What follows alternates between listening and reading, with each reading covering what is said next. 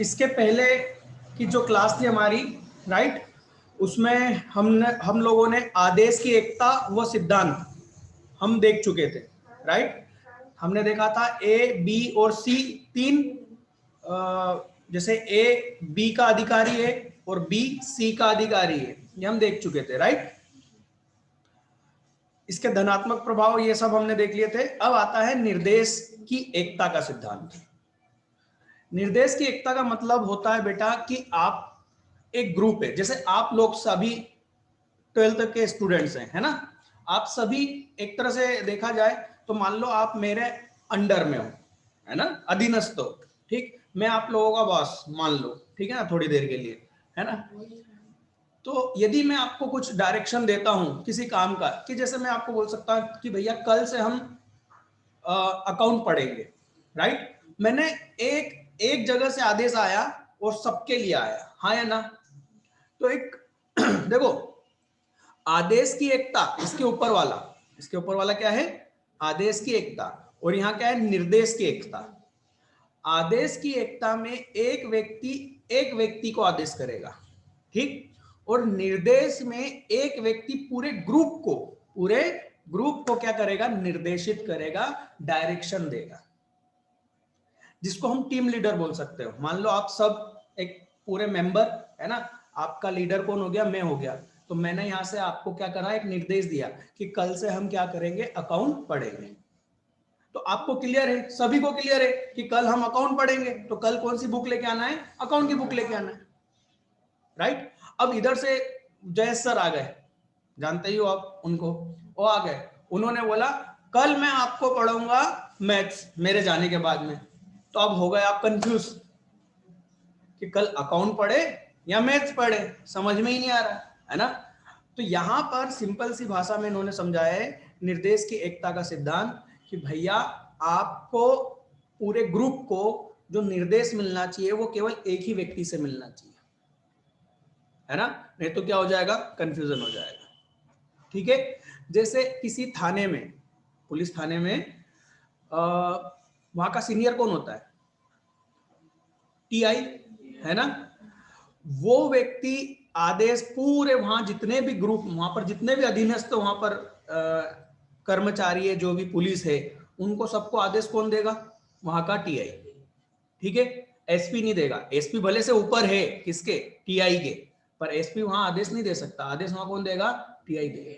बात समझ में आ रही है ना, नहीं तो क्या हो जाएगा, कंफ्यूजन हो जाएगा, ठीक। बस इतना सा ही है, इसके बीच में अंतर भी है, दोनों के बीच का अंतर जब हम देखेंगे तो आसानी से समझ में आ जाएगा। चलिए, निर्देश की एकता, ऐसी समस्त क्रियाएं जो, इसको थोड़ा सा मैं वो कर दूं, ऐसी समस्त क्रियाएं जो एक ही उद्देश्य की पूर्ति के लिए की जाती है, उद्देश्य एक है, ठीक है ना, वे सभी एक ही मस्तिष्क, मतलब कि अधिकारी, एक ही अधिकारी के अधीन होना चाहिए। जैसे कि परचेज डिपार्टमेंट, तो परचेज डिपार्टमेंट का एक कौन होगा, मैनेजर होगा, है ना। तो अब परचेज डिपार्टमेंट संबंधित जितने भी काम हो रहे हैं वो उस अधीनस्थ परचेस मैनेजर के अधीन में, उसके नीचे काम होंगे। बात समझ में आ रही है। और उनको कौन आदेश दे सकता है, सिर्फ परचेस मैनेजर ही आदेश दे सकता है कि क्या करना है क्या नहीं करना है। बात समझ में आई। तथा एक ही योजना होनी चाहिए और प्लान भी एक ही होना चाहिए, एक ग्रुप का एक प्लान, है ना, चाहिए। इससे प्रयासों के अनावश्यक दोहराव में कमी आएगी। मतलब यदि एक व्यक्ति, एक ग्रुप को, एक व्यक्ति ने पहले आदेश दिया, दूसरे ने फिर वापस दे दिया, तो पता चला ग्रुप ने 2 बार एक ही काम को कर दिया जबकि जरूरत ही नहीं थी। समझ में आई बात, है ना। तो दोहराव समझते हो ना, एक काम को 2 बार कर देना। निर्देश की एकता का आशय व्यक्तियों के एक समूह को, ठीक है, एक समूह को जिसका उद्देश्य एक समान हो, एक ही मस्तिष्क के एक योजना का निर्माण करना है, ठीक है। चलिए, अब इसमें इसके धनात्मक प्रभाव और इसके अवहेलना करना पर क्या नुकसान हो सकता है। भाई, यदि इसको फॉलो करोगे तो आपको विशिष्टीकरण का लाभ मिलेगा। अब विशिष्टीकरण क्या होता है हम समझ चुके पहले की क्लास में, है ना। और नहीं करोगे तो आपको विशिष्टीकरण का लाभ नहीं प्राप्त होगा। ठीक, विभिन्न क्रियाओं में एकता आएगी। सिंपल सी बात है, एक ही व्यक्ति आदेश दे रहा है, सभी लोग मिलके एक ही काम कर रहे हैं, तो जितनी भी अलग अलग क्रियाएं वो एक ही रूप में काम करेगी, एक दिशा में। ठीक है ना। संगठन की कार्य कुशलता में कमी आएगी। सब अपना अपना काम कर रहे हैं, किसी को मालूम ही नहीं करना क्या है, तो क्या कार्य कुशलता मिलेगी? बिल्कुल भी नहीं, सब बिगड़ जाएगा काम। संगठन के कार्य कुशलता में वृद्धि होगी। उद्देश्य की प्राप्ति में कठिनाई आना, बे सीधी सी बात है, यदि हम इस तरह से काम नहीं करेंगे, कार्य कुशलता में कमी आ जाएगी, विशिष्टीकरण का लाभ नहीं मिलेगा, तो क्या होगा? उद्देश्य की प्राप्ति होगी क्या? नहीं होगी। उद्देश्य की प्राप्ति आसानी हो जाएगी यदि प्रभाव होगा। ठीक है, चलिए ये सब हो गया, इसमें कोई ज्यादा दाम नहीं था। हाँ, ये आईएमपी लगा लो, आदेश की एकता और निर्देश की एकता में अंतर। ठीक है, इसको महत्वपूर्ण लगा लो, क्योंकि 4 नंबर में अभी का जो 2020 का जो पैटर्न है 20-21 का, इसमें ये 4 नंबर में पूछ सकता है और काफी आसान है। आदेश की एकता अर्थ देखो, सिंपल सी बात, आप दोनों के अंतर पढ़ के चले जाओ, है ना। यदि वो पूछ ले कि आदेश की एकता क्या है, तो क्या करोगे? ये सारे जो पॉइंट दिख रहे हैं आदेश की एकता के, ये सब एक साथ लिख देना। ये क्या हो गया? आदेश की एकता। उसने पूछ लिया निर्देश की एकता, तो ये सारे पॉइंट लिख देना। ठीक, ये दोनों पढ़ के चले जाओ।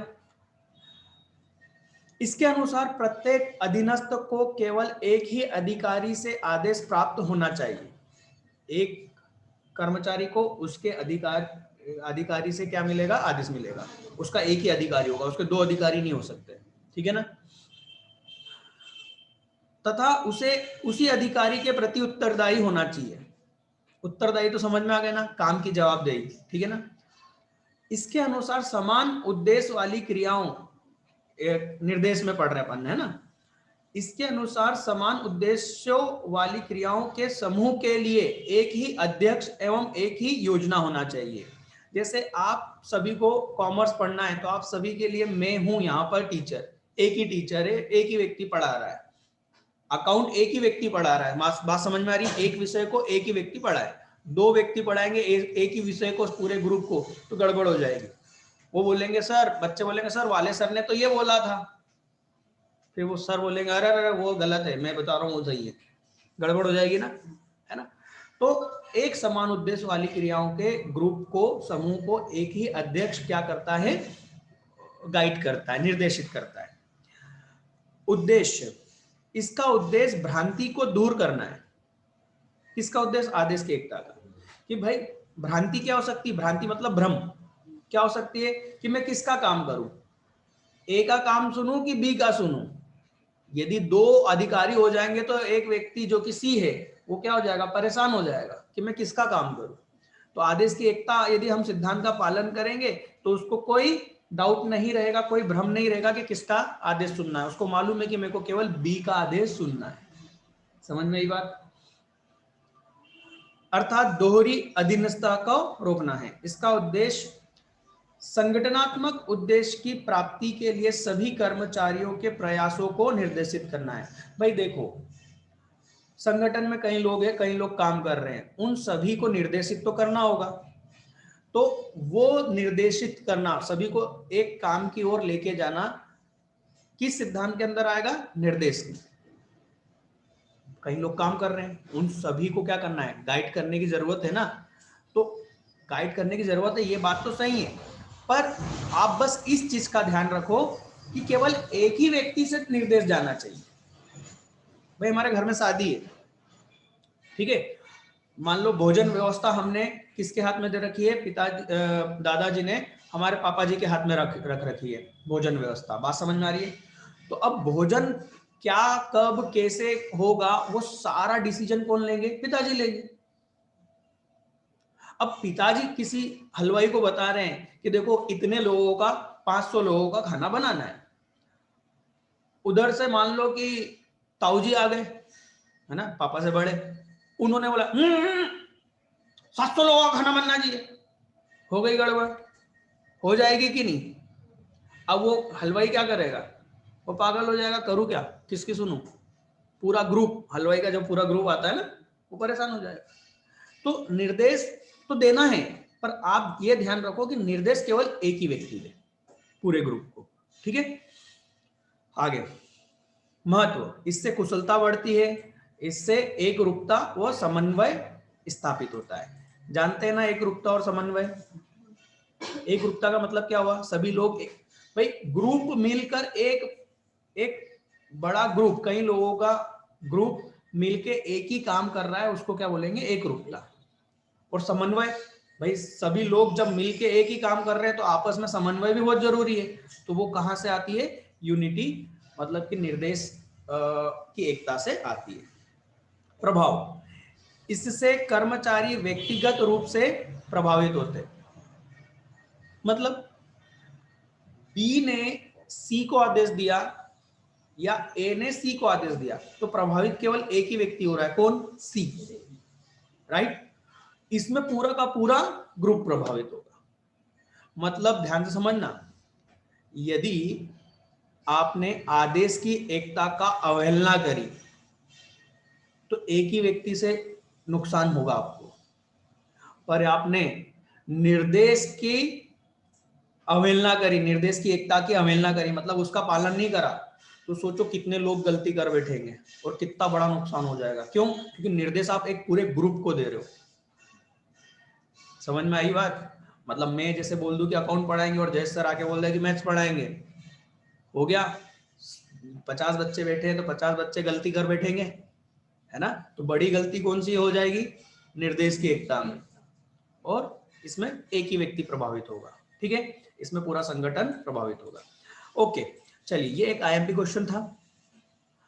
अनुशासन का सिद्धांत, अनुशासन का सिद्धांत क्या होता है देखो बेटा, इन सिद्धांतों को मैं डिटेल में इसलिए समझा रहा हूं क्योंकि यदि आपने कभी बिजनेस करा या आप किसी बड़ी कंपनी में गए जहां पर ऐसी व्यवस्था होती है तो आपको ये, मतलब आप मैनेजर बन गए, बनो गई, अच्छी नौकरी मिलेगी तुमको, तो वहां पर इन चीजों की बहुत आवश्यकता पड़ेगी। समझ में आ रही है, इसलिए हम इसको डिटेल में पढ़ रहे हैं।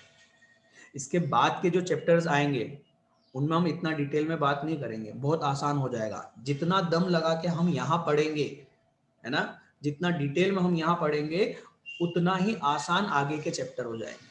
ठीक है, अनुशासन का सिद्धांत, डिसिप्लिन, डिसिप्लिन क्यों जरूरी होता है। अभी एक बात बताऊं मैं आप लोगों को, आप लोग अपने घर में देखना, आसपास देखना, छोटे बच्चे जिनकी स्कूल नहीं लग रही है, 8th तक के स्टूडेंट, है ना, उनके अंदर बिल्कुल डिसिप्लिन खत्म हो गया है। उठने का टाइम खत्म हो गया, सोने का टाइम खत्म हो गया है, उठते से मोबाइल मांगते हैं, खाने का टाइम कोई बाहर खेल रहे हैं बस, है ना। जब स्कूल थी तो सब कुछ डिसिप्लिन में था, उठने का टाइम फिक्स था, अधिकतर बच्चों की स्कूल मॉर्निंग टाइम में ही रहती है ना। फटाफट नहाना, स्कूल जाना, स्कूल से आके क्या करना, लंच करना, भोजन करना, टाइम सब कुछ फिक्स था। अब सब कुछ गड़बड़ा गया है, डिसिप्लिन बिल्कुल खत्म हो चुका है। तो डिसिप्लिन का मतलब क्या हुआ, डिसिप्लिन का मतलब हुआ सही टाइम पर सही काम को करना, सही तरीके से। यदि जैसे आपकी स्कूल में आपका टाइमिंग है 10 बजे का, चलो 10 बजे के बाद जाओगे तो क्या होगा, सर या तो अंदर आने नहीं देंगे या फिर 5 मिनट के लिए बाहर ही खड़ा रखेंगे। आपको एक छोटा एक पनिशमेंट दिया जाएगा ताकि आप ये गलती दोबारा ना करो। और टाइम पे आना डिसिप्लिन क्यों है और ऐसा क्यों कर रहे हैं, क्योंकि आपको ये बताया जा रहा है कि आपके ऊपर हम हैं। कौन बता रहे हैं, सर बता रहे हैं कि तुम्हारा राज नहीं चल रहा है, तुम्हारी मर्जी से नहीं चल रहा है, तुम्हारे ऊपर कौन है, हम हैं, तुमको हमारे हिसाब से चलना पड़ेगा। डिसिप्लिन के जरिए दिमाग में, सामने वाले के, अधीनस्थ के, कर्मचारियों के दिमाग में ये बात डाल दी जाती है कि देखो तुमको चलना है हमारे हिसाब से, अपनी मर्जी से नहीं। क्यों, क्योंकि अपनी मर्जी से चलोगे तो फिर हो गया काम, इसलिए हम जो बोल रहे हैं, हम तुम्हारे बॉस हैं। डिसिप्लिन के जरिए हम दिमाग में ये डालते हैं। ठीक है, चलिए फ्योल के अनुसार अनुशासन के अंतर्गत मुख्य रूप से आज्ञा पालन का प्रयोग। बात समझ में आ रही है? आज्ञा का पालन होना चाहिए, यही डिसिप्लिन है। आपको बोला था 10 बजे आना, आप 10 बजे नहीं आए, आप में आपके अंदर डिसिप्लिन नहीं है, आपने हमारी आज्ञा का पालन नहीं करा है, आपको पनिशमेंट दिया जाएगा। आपको ये सिखाया जाएगा कि देखो हम हैं, आप अपनी मर्जी से कुछ नहीं कर सकते। ठीक है?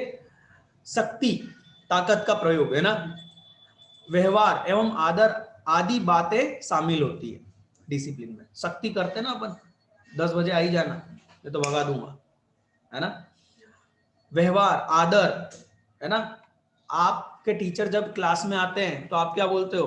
Good morning, good afternoon. क्या कर रहे हो? आदर कर रहे हो, डिसिप्लिन दिखा रहे हो। सबसे बेस्ट डिसिप्लिन यदि देखना है कहीं पर तो है आर्मी। आर्मी में सबसे शानदार, सबसे ज्यादा यदि किसी चीज पर ध्यान दिया जाता है तो वो है डिसिप्लिन, मतलब आज्ञा का पालन का।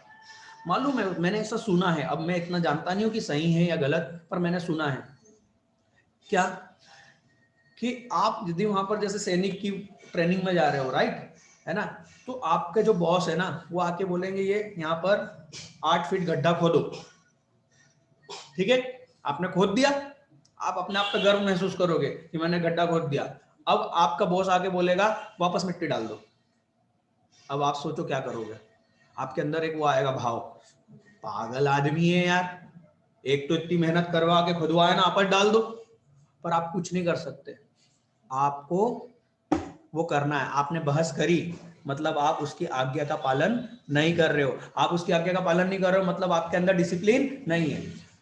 युद्ध के मैदान में जो आपका कमांडर होता है, ध्यान से सुनना, उसने बोल दिया मार दे, तो आपके अंदर क्या है? डिसिप्लिन होगा, तो आप क्या करोगे? मार दोगे, आज्ञा का पालन करोगे। पर आपने यदि सोचा कि अरे यार सामने वाले की जान चली जाएगी, आपने आज्ञा का पालन नहीं करा, तो किसकी चली जाएगी? तुम तो जाओगे ही, दूसरों को भी ले डूबोगे। बात समझ में आ रही है? आज्ञा का न पालन होना, तो वहां पर ये दिमाग में डाल दिया जाता है कि जो सीनियर ने बोल दिया ना, बस करना है, सोचना नहीं है। सोचना नहीं मतलब वही गड्ढे को भरना नहीं, गड्ढे को भरने का बोला है ना, तो भर भाई। तो ये मत सोच कि मैंने अभी तो खोदा था ना, अभी भरवा रहा है। मतलब उनके दिमाग में बिल्कुल ऐसा कर दिया जाता है कि बोला है, बिना सोचे वो करना है, ऐसा दिमाग में डाल दिया जाता है। बोला है मार दे, मार दे, खत्म बात, बाद में देखेंगे। ठीक है, चलिए, तो इतना मैंने सुना है और वो मैं बात बता रहा हूं। हो सकता है थोड़ी बहुत गलत भी हो जाए इसमें, पर इतना लोगों के मुंह से मैंने सुना है। ठीक है, जिनका पालन करना संस्था एवं कर्मचारी के मध्य एक अस्थायी संवेदित पर निर्भर करता है। मतलब कि वो कितने अपने आप के लिए एक दूसरे का सम्मान कर सकते हैं। चलिए धनात्मक प्रयोग देखिए। अनुशासित संस्था की साख लोगों की नजर में अधिक होती है। साख मतलब गुडविल, याद है, अकाउंट में पढ़ा है हमने। अरे कोई सी स्कूल बहुत अच्छी है, टाइम पे चल रहा है, तो अपन वहां की तारीफ करते हैं ना, यार वहां की स्कूल का डिसिप्लिन बहुत है, टाइम नहीं लगा तो भगा देते हैं, जरा 2 मिनट लेट जाओ, देखो जरा सा 2 मिनट हम यदि वहां लेट जाएंगे तो क्या होगा? अनुशासित संस्था की साख लोगों की नजर में अधिक होती है ना। अपन जैसे स्कूल में देखते हैं, मतलब किसी भी जगह देखते हैं या किसी परिवार की बात करते हैं, तो कोई बड़ा परिवार अपन देखते हैं कि यार वहां पर देखो सब लोग साथ में मिलके रहते हैं, है ना। देखो एक सिंपल सी बात है, एक बड़ा परिवार जो साथ में मिलके रह रहा है और वहां झगड़ा नहीं हो रहा है, उसका सबसे बड़ा कारण एक और है कि वहां डिसिप्लिन है। वहां सब काम लोग अपने टाइम के हिसाब से कर रहे हैं, अपनी जिम्मेदारी को पूरा कर रहे हैं। वहां के यदि उस मेंबर में किसी सीनियर ने उसको कोई आदेश दिया कि भाई ये करना है, तो उसका अनुपालन हो रहा है, ना कि उसका विरोध हो रहा है। क्योंकि एक ने विरोध करा तो दूसरा भी विरोध कर देगा। तो डिसिप्लिन में क्या आ जाएगा? जब वो सीनियर जूनियर को बोल रहा है कि भैया ये करो और उसने विरोध करा, तो उसको उसी वक्त सजा दे दी जाती है ताकि दूसरा ना बिगड़े। समझ में आ रही है? इसी को डिसिप्लिन बोलते हैं। तो सिंपल सी बात है, यदि कोई अच्छा अनुशासित संस्था होगी उसकी क्या होगी, एक इज्जत होगी, एक इमेज अच्छी बनेगी लोगों की नजर में। कर्मचारियों की कुशलता में वृद्धि होगी, बहुत ही बढ़िया। सम प्रबंधन, सम और प्रबंध संबंधों में सुधार होगा। डिसिप्लिन रहेगा तो कर्मचारी और मैनेजर के बीच में रिलेशन अच्छा रहेगा। डिसिप्लिन नहीं होगा तो एक व्यक्ति को वो बोलेगा यार तू लेट क्यों आया, तो वो दूसरा क्या बोलेगा, आपने वो वर्मा जी को तो कुछ बोला नहीं, मेरे को बोल रहे हो। बात समझ में आ रही है? फिर अपन बोलेंगे यार तू मेरे से कैसे बात कर रहा है यार, गड़बड़ा गए, कर्मचारी और प्रबंधन के रिलेशन खत्म। समझ में आ रही है ना बात? इसका जस्ट अपोजिट क्या हो जाएगा, ठीक है ना? तो अविश्वास का वातावरण बना रहेगा, संस्था में अव्यवस्था का बोलबाला रहेगा, ठीक है ना? क्लियर। आगे चलते हैं। सामूहिक हितों की प्राथमिकता का सिद्धांत। भाई ध्यान रखो, यदि आप किसी उद्देश्य के लिए काम कर रहे हो, संगठन मतलब उद्देश्य के लिए काम करना, पर यह बात याद रखो कि संगठन का उद्देश्य अलग होता है और एक अलग उस संगठन में प्रत्येक सदस्य का उद्देश्य अलग होता है, हाँ या ना? अब हर व्यक्ति अपने उद्देश्य के लिए काम करने लग जाएगा तो संगठन का उद्देश्य पूरा होगा क्या? नहीं ना। तो आपको एक चीज का ध्यान रखना है कि आपको क्या करना है, हर व्यक्ति को इस तरीके से काम करवाना है कि उसके दिमाग में एक चीज डाल देना कि भाई तेरा निजी उद्देश्य बाद में, पहले संगठन का उद्देश्य। समझ में आ रही बात? आपको हर काम अपने संगठन के उद्देश्य की पूर्ति के लिए करवाना है। यदि निजी उद्देश्य के लिए करने गए, मैंने अपना स्वार्थ देख लिया तो संगठन बर्बाद हो जाएगा। समझ में आ रही बात है ना? देखो, फ्योल का कहना है कि संस्था का प्रत्येक कार्य किसी विशिष्ट व्यक्ति के हितों की अपेक्षा, विशिष्ट व्यक्ति के हितों की अपेक्षा का मतलब भाई हो सकता है कोई एक विशेष व्यक्ति हो उस संगठन में, है ना? तो आपने क्या करा, एक संगठन का जो प्रत्येक कार्य जो हो रहे हैं उनका एक अपना उद्देश्य है संगठन का, उनको ना ध्यान देते हुए आपने उस विशेष व्यक्ति के बारे में सोच लिया कि यार ये कैसे करेगा। सिंपल सी बात बता रहा हूं यार, देखो बहुत ही सिंपल, हमको रोज रेगुलर क्लास लेना है, हाँ या ना? सभी बच्चे आए, एक बच्चा नहीं आया, मैं यदि उस एक बच्चे के लिए आज ना पढ़ाऊं तो ये गलत है। समझ में आ रही बात? उस एक विशिष्ट, भले से हो चलो मेरा बहुत सगा भाई है और मैंने उसके लिए क्या कर दिया, पूरी क्लास को आज नहीं पढ़ाया, ये गलत है। तो संस्था का भाई टाइमिंग, कोर्स टाइम पे कंप्लीट होना चाहिए, पर यदि मैं उस विशेष व्यक्ति के लिए रुकता रहूंगा तो कोर्स टाइम पे कंप्लीट हो पाएगा? समझ में आ रही बात? कि संगठन के हिसाब से चलना है, एक व्यक्ति के हित या उसके फायदे या उसके नुकसान के बारे में नहीं सोचना है, सबके फायदे के बारे में सोचना है। क्लियर? और सबका फायदा सिर्फ संगठन के उद्देश्य की प्राप्ति में है। चलिए, मेरे ख्याल से ये समझ में आ गया होगा। इस पॉइंट को आप पढ़ लेना, कि पढ़ा दूं? चल पढ़ा देता हूं। विशेष व्यक्ति के हित की अपेक्षा सामान्य, या सामान्य हित का मतलब क्या होगा, संगठन का हित, है ना, के लिए किया जाना चाहिए। एक कुशल प्रबंधक का यह कर्तव्य है कि व्यक्तिगत हितों की अपेक्षा, व्यक्तिगत मतलब किसी एक व्यक्ति के हित की अपेक्षा को प्राथमिकता, अपेक्षा सामूहिक हितों को प्राथमिकता दे। समझ में आई? है ना? एक व्यक्ति के लिए मैं क्लास को रोकूंगा नहीं, है ना, नहीं तो पूरी सब क्लास का नुकसान है बेटा, ठीक है ना? चलिए आगे, ये धनात्मक और अवहेलना देख लेना आप, इसमें कोई दम नहीं है। चलिए, तो नेक्स्ट अब पॉइंट हमारा स्टार्ट होता है, कर्मचारियों की पारिश्रमिक का सिद्धांत। ओ हो, बहुत ही बढ़िया सिद्धांत है ये, ठीक है? देखो यार, एक बात तो तुम जानते हो, अभी तो आपने ऊपर बात कही कि भैया, छठे पॉइंट में आपने क्या बात कही, उसके व्यक्तिगत हित के चक्कर में मत रुको और सभी का संगठन की हित की परवाह करो, है ना? पर एक बात तो तुम जानते हो, आप लोग जानते हो कि वो एक व्यक्ति अपने हित के लिए काम कर रहा है, संगठन के हित के लिए काम नहीं कर रहा है। तो उसके हित की बिल्कुल हमको थोड़ा सा यहाँ उसको यहाँ ध्यान देना पड़ेगा। कहाँ? 7th पॉइंट में, कि भाई उसको उतना पारिश्रमिक तो दो जिससे उसको संतुष्टि मिले। समझ में आ रही बात? और इसका मतलब ये नहीं है कि वो जो बोल रहा है वो दे दो, ऐसा भी नहीं हो सकता। पर आपको ये देखना पड़ेगा कि आपके बिजनेस में मान लो आप एक अकाउंटेंट को 10,000 रुपए सैलरी दे रहे हो और सेम टाइप का बिजनेस है कोई और वहां पर किसी दूसरे अकाउंटेंट को 15,000 मिल रही है, तो क्या आपका अकाउंटेंट सेटिस्फाई रहेगा आपके बिजनेस में? वो बस छोड़ने का मौका ढूंढेगा, वो कहीं और ढूंढेगा जहां उसको क्या मिल जाए, 15,000 मिल जाए, और वो आपको छोड़ के निकल जाएगा। बात समझ में आ रही है?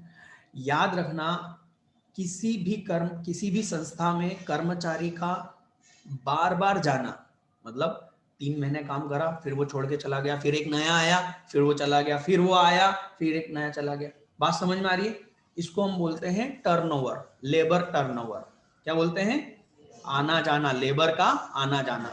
हिंदी में क्या बोलते हैं अभी देख लूंगा मैं, है ना, अभी मेरे को इंग्लिश ही ध्यान है उसकी। उसको क्या बोलते हैं? Labour turnover. जिस भी संस्था में ये लेबर टर्नओवर ज्यादा है, वो संस्था कभी भी विशिष्टीकरण का लाभ ले ही नहीं सकती। मैंने क्या बोला, ध्यान से सुनो। जिस भी संस्था में ये टर्नओवर ज्यादा है, एक व्यक्ति आता है 3 महीने काम करता है, छोड़ के चला जाता है, फिर नया आता है, तो क्या आपको विशिष्टीकरण का लाभ मिल पाएगा? नहीं। अरे वो काम सीखता है और जब वो एक्सपर्ट होता है तब वो भग के दूसरी कंपनी में चले जाता है और किसी और कंपनी को फायदा पहुंचाता है। बात समझ में आ रही है? कोई भी संस्था में कोई भी कर्मचारी जब ज्वाइन होता है ना बेटा, तो 2-3 महीने तो उसको वहां का काम समझने में टाइम लग जाता है। और ऐसा भी हो सकता है, कोई ऐसे बिजनेस भी हो सकता है कि साल साल भर लग जाए उस काम को समझने में। अब वो व्यक्ति काम समझा और उसके बाद वो क्या करता है, निकल के किसी दूसरी कंपनी में चला जाता है। देखो अक्सर मैं एक बात बताऊं, जो छोटी कंपनियां होती है और बड़ी कंपनी, इनमें अंतर क्या होता है? छोटी कंपनी ज्यादा सैलरी दे सकता है क्या? नहीं। तो वो नए लोगों को रखता है जिनको काम नहीं आता है, वही व्यक्ति इनके पास आएगा कम सैलरी में। अब वो बंदा जो कम सैलरी में इनके पास में आया है, वो जैसे ही काम सीखता है, वो क्या करता है, बड़ी कंपनी में लगा देता है कि मुझे मुझे नौकरी दो, मुझे ये काम आता है। और बड़ी कंपनी किसको रखती है? केवल सीखे हुए व्यक्ति को ही रखती है। क्यों? क्योंकि वो उनको सैलरी देना भी जानती है। तो बड़ी कंपनी हमेशा सक्सेस होती रहती है। क्यों? क्योंकि उसको अच्छे कर्मचारी मिल रहे हैं। और छोटी कंपनी हमेशा छोटी रहती है। क्यों? क्योंकि वो ज्यादा पैसा खर्च करने की हिम्मत नहीं रखते कि एक पहले से ट्रेंड व्यक्ति को रख सके, या फिर उनके पास में वो व्यक्ति ट्रेंड हो जाता है तो उसकी सैलरी नहीं बढ़ाते हैं। तो वो क्या करता है, वो कर्मचारी छोड़ के अच्छी कंपनी में चला जाता है। तो आपको इस बात का यहां ध्यान रखना है कि कर्मचारी की पारिश्रमिक उसकी संतुष्टि के अनुसार होना चाहिए, है ना। जरा ध्यान से पढ़ो। किसी संगठन में कार्य करने वाले कर्मचारी की पारिश्रमिक भुगतान की पद्धति व पारिश्रमिक सदैव संतोषप्रद रहना चाहिए। बात समझ में आ रही है? इससे कर्मचारी एवं प्रबंधन दोनों के मध्य मधुर संबंध बने रहेंगे। ठीक है। इसके लिए उन्होंने प्रेरणात्मक मजदूरी पद्धति को अपनाने पर बल दिया। ये क्या होता है सर, प्रेरणात्मक मजदूरी पद्धति को अपनाने का बल? ये बताइए ना सर। मैं बता दूंगा, बट इसका मेरे को कुछ लिख के समझाना पड़ेगा। तो कल मैं एक पीडीएफ पे आपको समझा दूंगा, ठीक है ना। कुछ लिख के समझाना पड़ेगा मेरे को, तो अपन इसको कल देखेंगे, वो भी मेरे पास बनानी है, ठीक है। कल के वीडियो में देखेंगे, ठीक। चलिए, कर्मचारी की पारिश्रमिक सिद्धांत का धनात्मक प्रभाव, ये तुम लोग पढ़ लेना यार, इसमें कोई दम नहीं है, ठीक है ना, है ना। केंद्रीकरण या विकेंद्रीकरण का सिद्धांत, ओहो, केंद्रीकरण और विकेंद्रीकरण। देखो भाई, जब बड़ा इसमें भी मेरे को शायद कुछ ग्राफ बनाना पड़ सकता है, मतलब कुछ बना के बताना पड़ेगा।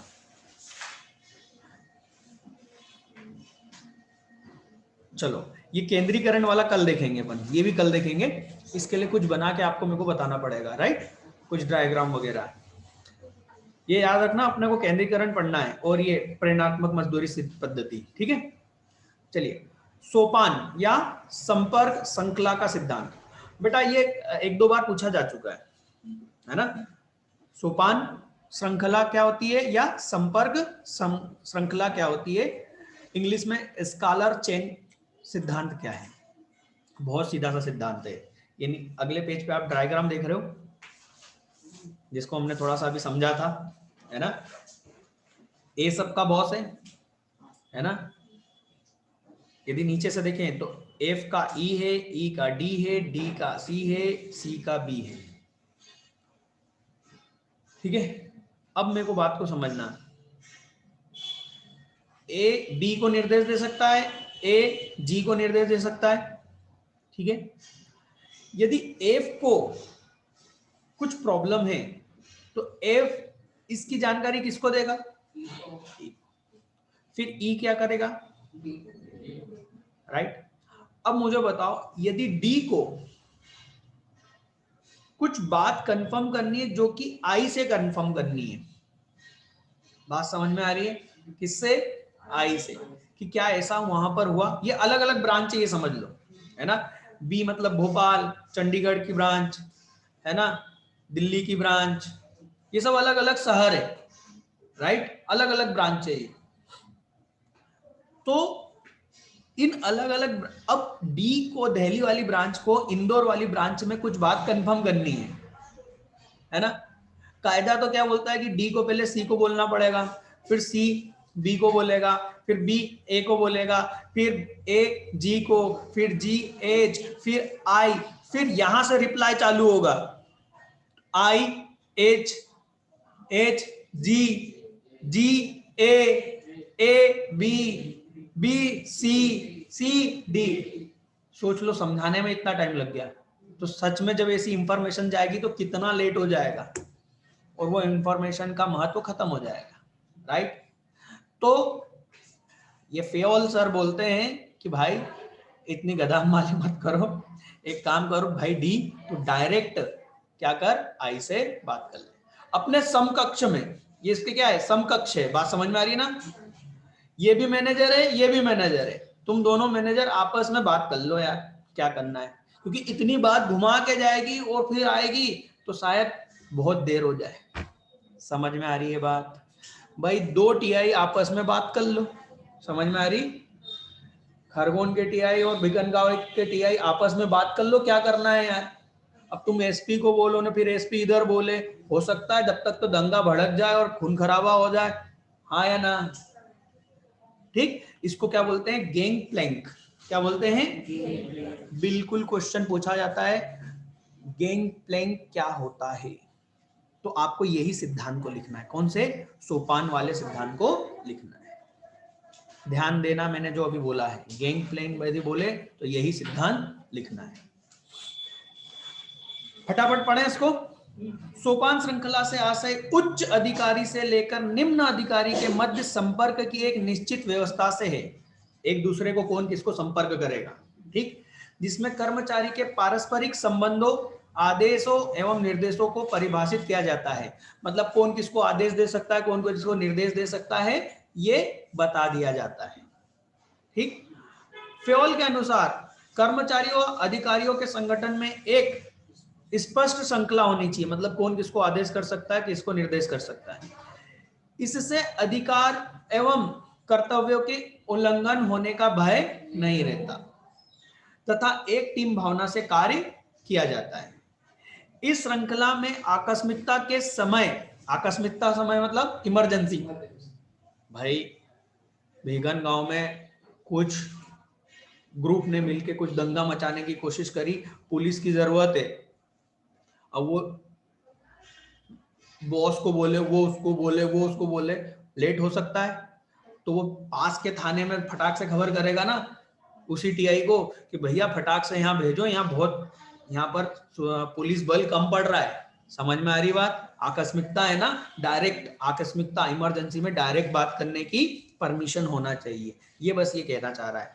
देखो, आकस्मिकता के समय शीघ्र निर्णय लेने के लिए श्रृंखला को तोड़कर कभी कभी, ये कभी कभी पे ध्यान देना रे बाबा, रोज नहीं, हर बार नहीं, सिर्फ आकस्मिकता के समय पर कभी कभी इसको तोड़कर निचले स्तर पर भी निर्णय लिए जा सकते हैं। समझ में आएगा ही, एग्जाम्पल वो टीआई वाला समझ में आया ना। अतः निर्णय अधिकारियों में लोच का गुण होना आवश्यक है। मतलब लोच का मतलब क्या होता है? फ्लेक्सिबल। फ्लेक्सिबल मतलब कि आपको कड़ा नियम का पालन नहीं करना है। यदि इमरजेंसी लग रही है तो आप हमसे पूछने की बजाय अपने डायरेक्ट साथी से बात कर सकते हैं, ये लोच, राइट। कहां गए? हाँ, विशेष परिस्थितियों में शीघ्र निर्णय लेने के लिए फ्योल ने मिलान पट्टी, ओहो हो, ये मिलान पट्टी समतल संपर्क इंग्लिश में, भाई क्वेश्चन क्या पूछ सकता है मालूम, समझ में आ रही बात? मिलान पट्टी का सिद्धांत क्या है, समतल संपर्क क्या है? बेटा ये इसने खतरनाक शब्द पूछ के ना जरूर आपको कंफ्यूज कर सकता है, इसलिए इन शब्दों का ध्यान रखना ही आवश्यक है आप लोगों के लिए। अवधारणा का सुझाव दिया जिसके तहत विलंब से बचने एवं शीघ्र निर्णय लेने के लिए डी सीधे आई से या आई सीधे डी से संप्रेषण कर आदेश दे सकता है या प्राप्त कर सकता है। केवल समान स्तर के कर्मचारी के लिए ही, बात समझ में आई? टीआई से ही बात करेगा, है ना? टीआई खंडवा के एसपी को बात नहीं कर सकता। समझ में आ रही बात, है ना? किया जा सकता है जिसे, जैसे डी1 से समतल संपर्क स्थापित नहीं कर सकता, डी1 से नहीं कर सकता भाई। समझ में आई बात? ये आप इसके धनात्मक और अवहेलना वाले पढ़ के देखना, बहुत आसान है, इसमें हो जाएगा। तो कल हम आगे के पॉइंट देखेंगे और एक बीच में हमने जो छोड़ा है वो देखेंगे। ठीक है, आज के लिए बेटा इतना ही है।